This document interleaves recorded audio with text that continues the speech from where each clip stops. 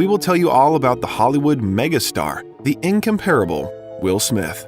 What crime did young Will end up in prison for? How did his rap pseudonym Fresh Prince come about? For the sake of which role did he exhaust himself with training for a whole year?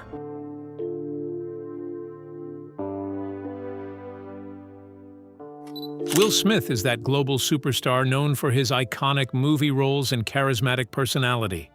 But over the years, he's shown a different side when it comes to disrespect. From public confrontations to unexpected moments behind the scenes, it's these situations that revealed a side of him many didn't see coming, and what happened next quickly got everyone talking. But what really triggers his reactions, and why does he respond the way he does? Join us as we uncover the moments Will Smith showed zero tolerance for disrespect. Fallout with Eminem. The first major public clash in Will Smith's career over respect didn't happen face-to-face. It happened through music, and the voice that lit the spark was Eminem. In 1999, at the MTV Video Music Awards, Smith stood on stage after winning Best Male Video for Miami. During his speech, he made a subtle but pointed comment. He suggested that artists didn't need to use profanity or violence in their lyrics to succeed. At the time, it sounded like a general statement, but in the context of late 90s hip-hop, it landed differently. It felt like a line drawn in the sand. Keep watching to see why that moment mattered more than it seemed. Back then, hip-hop was shifting. A new wave of artists was pushing boundaries, leaning into shock value, controversy, and raw expression. And no one embodied that shift more than Eminem. So when he heard Smith's comment, he responded the only way he knew how, publicly and without hesitation. In his breakout hit The Real Slim Shady, he fired off a line that would echo for years, a blunt rejection of Smith's clean image and a declaration that his own style didn't need to follow those rules. It wasn't just a joke, it was a statement about what hip-hop was becoming. But in all this, Smith didn't respond right away. He did not do any interviews, nor did he release diss tracks confronting. For years, it looked like he ignored it completely. But silence doesn't always mean absence. Sometimes it means timing. Fast forward to 2005. Smith releases Mr. Nice Guy. Buried in the track is a quiet line addressing the moment. The track was not filled with anger. Instead, it was just a calm acknowledgement and a reminder of his success. Where Eminem was explosive, Smith was controlled. Where one went for impact, the other went for image. And that's where the contrast becomes clear. It wasn't just two artists taking shots at each other. It was two completely different approaches to fame. Eminem leaned into chaos, saying whatever needed to be said to get attention. Smith leaned into strategy, protecting a brand that reached far beyond music. What once felt like a quick jab now looks more like a snapshot of a bigger divide. But that moment was only the beginning of a whole series of high-profile zero-disrespect moments. And the next ones hit even harder. So don't go anywhere. Will Smith Feud with Janet Hubert. Up next is one of the most controversial stories tied to Will Smith, and it has nothing to do with award shows or red carpets. No noise, not public celebration. Just a quiet collapse of trust inside one of the most iconic sitcoms in television history. And it starts with Janet Hubert. Before the fame reached blockbuster levels, before global franchises and billion-dollar films, Will Smith was still building his identity on television as the lead of The Fresh Prince of Bel-Air. The show was a cultural bridge, comedy layered over class tension, identity, and family dynamics. At the center of the Banks household was Aunt Viv. Janet Hubert wasn't just another actress. She was classically trained, deeply experienced, and brought a seriousness to the role that balanced the energy around her. The character she played carried authority in a household full of chaos, grounding scenes that could have easily drifted into pure comedy. But behind the camera, things were changing. Tension began building between Hubert and Smith during production. It wasn't a single argument or a dramatic blow-up. It was a gradual breakdown. disagreements about tone, direction, and creative control. In a show built around a young star rapidly gaining influence, every shift in authority mattered. By season 3, Hubert was gone. Officially, it was described as a creative split. Unofficially, it became something far more permanent in Hollywood memory. After her exit, Smith spoke publicly about the situation. He framed it as a conflict over direction, suggesting that Hubert wanted more control over the show and its focus. But the way the comments were delivered carried weight beyond simple explanation. It painted a picture of instability on her side and control on his. That framing stuck. Janet Hubert responded with her own version of events of things that happened behind the scenes of The Fresh Prince of Bel-Air, arguing that she had been unfairly pushed out and mischaracterized. She described a work environment where tensions were not one-sided, and where her experience was being reduced to a narrative that served the show's public image more than the truth behind it. From there, the story stopped being just a television. It became about perception. In Hollywood, perception doesn't just influence reputation, it determines opportunity. Once an actor is labeled as difficult, especially a black woman in the industry during that era, the consequences can be long-lasting and difficult to reverse. Hubert felt that shift immediately. Work slowed, opportunities narrowed, and the role she had become nationally recognized for was suddenly the defining point of her career, not as a foundation, but as a reference point tied to conflict. Meanwhile, Smith's trajectory moved in the opposite direction. His influence grew rapidly as the show became a cultural staple and his film career began to take off. The imbalance in visibility between the two made the narrative even harder to challenge. For years, the gap remained. Hubert continued speaking publicly about what she believed had happened, maintaining that her exit was not as clean or fair as it was presented. Smith, for the most part, moved forward in silence on the subject, allowing the broader narrative to settle into place without further public debate. But silence doesn't erase impact. It just delays confrontation. Nearly 3 decades later, the story resurfaced in another setting, the Fresh Prince of Bel-Air reunion. For the first time in 27 years, Hubert and Smith were in the same room again. Not on a set, not in character, just two people facing the history between them. The tone was heavier than anything the original show ever carried. Hubert spoke first. She didn't soften her words. She described the emotional toll of what happened, not just professionally but personally. She talked about lost years, lost roles, and the weight of being defined by a conflict she felt she never fully controlled. Her message wasn't abstract, it was grounded in consequence. Smith listened, visibly emotional. For him, the moment wasn't about defending a past position.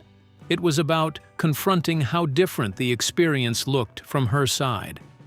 He acknowledged that at the time, he didn't fully understand the depth of what she was going through, or how deeply the situation affected her life beyond the set. It wasn't a resolution, it was recognition. And recognition, in stories like this, often comes late. Years after the reunion, Smith revisited the situation again in interviews and public discussions. He expressed regret over how things unfolded and admitted that he misjudged both the situation and Hubert's role in the show's success. The language was different now, more reflective, less defensive. Time had changed how he spoke it, but time doesn't rewrite outcomes. Hubert's career never fully returned to what it was before the split. Industry memory of the conflict remained attached to her name longer than the role itself, and in entertainment, that kind of association can be more lasting than talent, training, or experience. But it doesn't stop there. Moscow, 2012, the slap nobody remembers. Another moment that rarely gets mentioned when people talk about Will Smith's public behavior happened years before the night at the Academy Awards. It didn't trend the same way like other moments. There was no division in the internet. And for most people, it barely registered back then. But it happened. In May 2012, During the international press tour for Men in Black 3, Smith arrived in Moscow for a red carpet premiere. The setting was controlled chaos, flashing cameras, translators moving between journalists, security forming loose boundaries that were constantly tested by crowds trying to get closer. Among the press was Vitaly Sedyuk, a television personality known across parts of Europe for unpredictable stunts involving celebrities. His reputation wasn't built on journalism, it was built on interruption. He didn't just ask questions, he engineered moments. That night, he stepped into Smith's space under the pretense of an interview. At first, it looked normal. A handshake, a brief exchange. Then Sedyuk leaned in closer, shifting the interaction from professional to personal. In seconds, he crossed a line, attempting to kiss Smith on the lips in front of cameras and a packed red carpet. Smith reacted instantly. He pushed him away and struck him across the face with an open hand. The moment was over almost as soon as it started. No prolonged confrontation, no chase, just a sharp reaction and immediate separation. On camera, Smith didn't escalate further. He kept moving through the carpet, but he didn't hide what had just happened. When asked about it moments later, his tone was direct and unfiltered. He described it as a violation of personal space and made it clear the reaction matched the intrusion. There was no press conference or any explanation about what had happened. Instead, what followed was just a brief acknowledgement and continuation of the night. At the time, the global reaction was surprisingly muted. Part of that was Sedyuk himself. By then, he was already known in entertainment circles as someone who pushed boundaries for attention. In many media reports, the incident was framed less as violence and more as a defensive reaction to a prank gone too far. Smith moved on. The film tour continued. The moment faded, but it didn't disappear completely, because behind the scenes, it became one of those industry clips that people in entertainment quietly pass around, not as scandal, but as character data. A moment that reveals how someone reacts when their personal boundary is crossed without warning. Years later, Sedyuk himself revisited the incident in interviews, acknowledging that Smith's reaction was immediate and forceful. He described it as a clear boundary being enforced in real time. He also noted something else, that when comparing it to Smith's later incident with Chris Rock, the intensity of response felt different. Stronger, heavier. That comparison is what gives this moment its shadow in hindsight, because it raises a question that doesn't have a simple answer. What stays consistent when someone who is known for composure is pushed into instinct? At the time of the Moscow premiere, Smith was already operating at a level of global fame, where personal space is constantly negotiated. Red carpets are not neutral environments. They are controlled exposure zones where access and boundaries blur under the pressure of cameras, fans, and media behavior. In that environment, reactions can become reflexes. And that's what makes the 2012 incident stand out when viewed alongside later events. For most of the public, it remained a forgotten clip buried under years of larger headlines. But for those studying patterns in public behavior, it sits in a different category, not as an isolated incident, but as an early data point.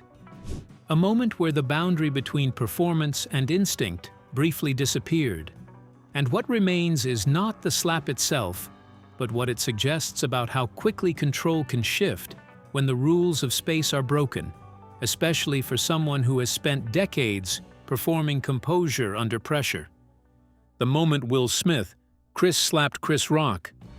And speaking of heated moments, it might surprise you to know that Vitaly Sedyuk wasn't the only person Will Smith ever slapped in public. In fact, the incident with Chris Rock wasn't just another isolated reaction, it was something far more intense, far more layered, and far more consequential. Back in 2016, Chris Rock was hosting the same stage, the Academy Awards, and he opened the night with jokes about the industry, including a sharp reference to Jada Pinkett Smith and her decision to boycott the ceremony that year. The joke itself was simple, delivered in the style Rock is known for: observational, exaggerated, designed for reaction. The audience laughed. It passed like most monologues do. But inside the Smith household, it didn't pass the same way. It was one of those moments that didn't create an immediate reaction, but it didn't fully leave either. It stayed in memory, sitting quietly in the background of everything that came after. And in stories like this, memory matters. Years later, Jada Pinkett Smith publicly revealed something much more personal. She had been dealing with alopecia, a condition that causes hair loss by attacking the immune system. It wasn't cosmetic, it wasn't voluntary, it was medical. By 2021, she had shaved her head completely. What the public saw as a bold style shift was actually the result of a long and difficult process, one she spoke about openly, describing the emotional weight of watching her appearance change in ways she couldn't control. That detail matters because it changes the meaning of what came next. On March 27, 2022, at the Dolby Theater in Hollywood, the atmosphere inside the room was familiar. Cameras, celebrities, controlled laughter, predictable rhythm. Then Chris Rock stepped up to present an award. He looked across the audience and landed on Jada Pinkett Smith. Her shaved head, the visible choice, or at least what appeared to be a choice from a distance. And he made a joke referencing a fictional sequel, comparing her look to a movie character. At first, the reaction looked normal. Jada rolled her eyes. Will Smith laughed. That detail is important. He laughed first. But within seconds, something shifted. Not loudly. He just changed in posture, a recalibration in expression. A moment where humor stopped landing the same way it had a second earlier. And then he stood up. He walked on stage in front of millions watching live. No announcement, no verbal warning, just movement. And then the slap came. It was just one strike with an open hand. But the impact was immediate. Chris Rock's reaction was disbelief before anything else. He stayed upright, processing what had just happened in real time, before managing to continue speaking through the shock. Smith returned to his seat. And then came the line that froze the room even further, shouted twice, loud enough for everyone to hear. At that moment, you could tell it was not part of a script. Instead, it was just raw escalation. Security didn't intervene. The show didn't stop. Instead, it kept going. What makes this moment so unusual isn't just what happened, but what followed immediately after. During a break in the broadcast, multiple figures from the industry approached Smith, including Denzel Washington and others, attempting to calm the situation. The energy backstage shifted from ceremony to containment. And then the show resumed. 40 minutes later, Smith returned to the stage. He won Best Actor for his role in King Richard, portraying Richard Williams. His acceptance speech was emotional, referencing protection, family, and struggle. He connected the themes of the film to his own life in real time, standing in the same room where the earlier incident had just unfolded. The audience responded with a standing ovation. To outside viewers, it created a contradiction that was difficult to process, celebration and controversy occupying the same moment, without clear separation between them. The next day, Smith issued a public apology.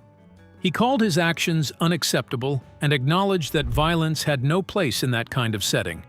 The statement was direct, structured, and clear in its regret. Eventually, the consequences followed. A formal ban from the Academy of Motion Picture Arts and Sciences was announced, restricting Will Smith's participation in the ceremony for 10 years. Months later, Smith released a longer video apology addressing multiple people involved, including Chris Rock, Rock's family, and others affected by the disruption of the event. The tone was more reflective, less immediate, shaped by distance rather than adrenaline.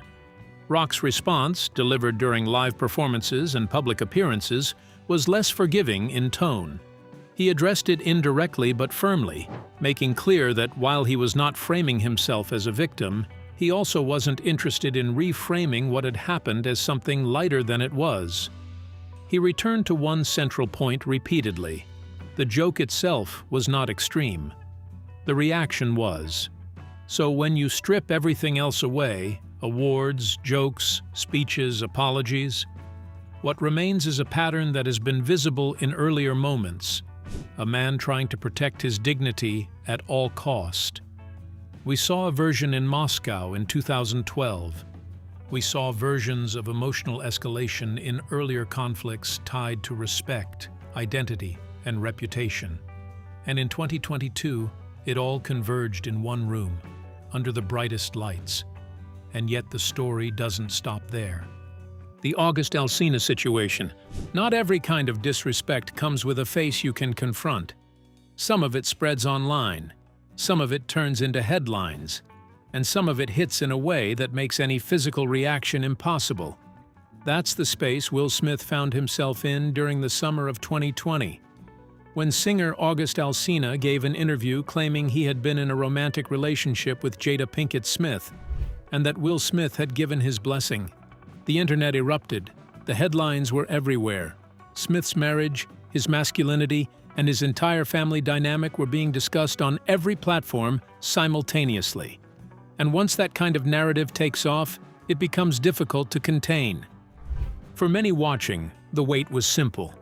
Either he would disappear from the conversation entirely, or respond in a way that matched the intensity of the headlines. That's usually how these situations play out, silence or explosion. Smith chose something else. He stepped into red table talk. The setting mattered. This wasn't a defensive interview on someone else's platform. It wasn't a rushed statement written behind closed doors. It was his environment, his structure, his timing. And instead of avoiding the situation, he addressed it directly, sitting across from Jada and walking through it in real time. What stood out wasn't just that he showed up, it was how he handled the conversation. When Jada described the relationship using softer language, Smith didn't let it stay there. He pushed for clarity. He made sure the situation was defined in plain terms, not something vague that could be interpreted a dozen different ways. That moment shifted the tone of the entire conversation. It turned something that had been rumor and speculation into something structured and acknowledged. The word that came out of that exchange, entanglement, didn't just describe the situation. It took over the internet. It became shorthand for the entire story, repeated in captions, jokes, commentary videos, and headlines. But while the audience focused on language, something else was happening underneath. And that was control. Smith wasn't trying to erase the narrative.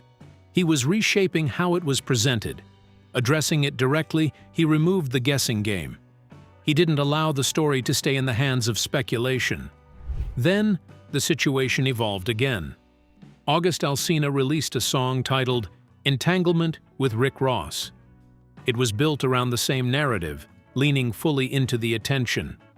The track referenced the relationship in detail, turning a private situation into something that could be streamed, replayed, and shared endlessly. It pushed the story back into public conversation, this time with a different kind of energy. Now it wasn't just discussion, it was repetition. At that point, many expected another answer. Something sharper, something more direct. What they got instead was something quieter, but just as intentional. Will Smith posted a video of himself. No reference to the situation. No acknowledgement of the noise surrounding him. Just focus, movement, routine. On the surface, it looked disconnected from everything happening online. But that contrast was the point. Because while everyone else was locked into the conversation, he stepped slightly outside of it. Then came a small moment that carried more weight than it seemed. In the comments, someone made a joke referencing the situation, the kind of comment that usually disappears into the thousands. Smith saw it. He responded. Not with anger, not with frustration, but with humor, acknowledging it, engaging with it, and then drawing a light boundary in a way that didn't escalate anything. It was a brief, controlled, and deliberate moment, and that interaction told you everything you needed to know about how he was choosing to handle the situation, not by matching the volume of the noise around him, not by feeding into it, but by deciding exactly where and how he would engage and where he wouldn't. Because in a situation like that, every response becomes part of the story. Every word gets analyzed, repeated, and stretched into something bigger than it was meant to be. Smith understood that. And that brings us to this moment. He couldn't hold his cool. Stay with us, because this is the part you don't want to miss. The freestyle that happened 3 years later. And finally, there's a moment that didn't explode the way the Academy Awards did. It didn't dominate headlines for weeks. It didn't divide the world overnight. Most people missed it or saw it and moved on. But it matters. Because by 2025, Will Smith's story had changed. The apology had already been delivered. The 10-year ban from the Academy of Motion Picture Arts and Sciences had been accepted. Public appearances were careful, measured, intentional. He had released new music, stepped back into the spotlight slowly, and positioned himself as someone doing the work to rebuild. The noise had faded. Then, on June 22, 2025, Will Smith walked into a studio in London and sat down with Charlie Sloth on the platform Fire in the booth. There was no red carpet, but what came out didn't sound like distance from the past. It sounded like proximity to it. Over a heavy instrumental, Smith delivered a freestyle that immediately caught attention, not because he named anyone directly, but because he didn't have to. The message was clear. If someone crosses a line publicly, especially on a stage, there will be a response. Not symbolic, but direct. Within hours, clips were everywhere. The internet did what it always does, breaking down bars, connecting dots, revisiting old moments. And almost instantly, the interpretation locked in. This wasn't random. This wasn't abstract. This was tied to something people hadn't forgotten. What made it land differently wasn't just the content. It was the timing. This wasn't 2022. This wasn't a reaction fueled by adrenaline or emotion. This was 3 years later. 3 years of reflection, public accountability, and carefully chosen words about growth, discipline, and understanding. And yet, in that moment, the tone shifted. Because just before that freestyle, in an interview with BBC Radio 1 Extra alongside Remy Bergs, Smith spoke about the internal process he had gone through after the Oscars. He described stepping away, confronting deeper parts of himself, and recognizing patterns tied to validation and approval. It sounded like a transformation, which is why the freestyle created tension. Because the two things sat side by side, reflection in conversation and assertion in music, and they didn't fully align. That same energy carried into his 2025 album based on a true story. On tracks like You Lookin' For Me, he addressed the fallout directly, career impact, public perception, and the complexity of his personal life. The tone wasn't apologetic, it was defiant, grounded in survival, not retreat. It painted a picture of someone who had processed what happened, but not necessarily softened his stance on it. And that's what makes this moment stand out. Because for all the public messaging around growth and accountability, the freestyle felt like a window into something unchanged, a line that still exists, a boundary that hasn't moved. Chris Rock never responded to it. He didn't need to. By that point, the conversation had already evolved beyond back-and-forth exchanges. So what do you think? Looking at it all together, does it change how you see him? And which moment hit differently than you expected? Drop your thoughts in the comments below. Like, share, and subscribe for more deep dives like this. Click the next video on your screen, because you are not going to want to miss it.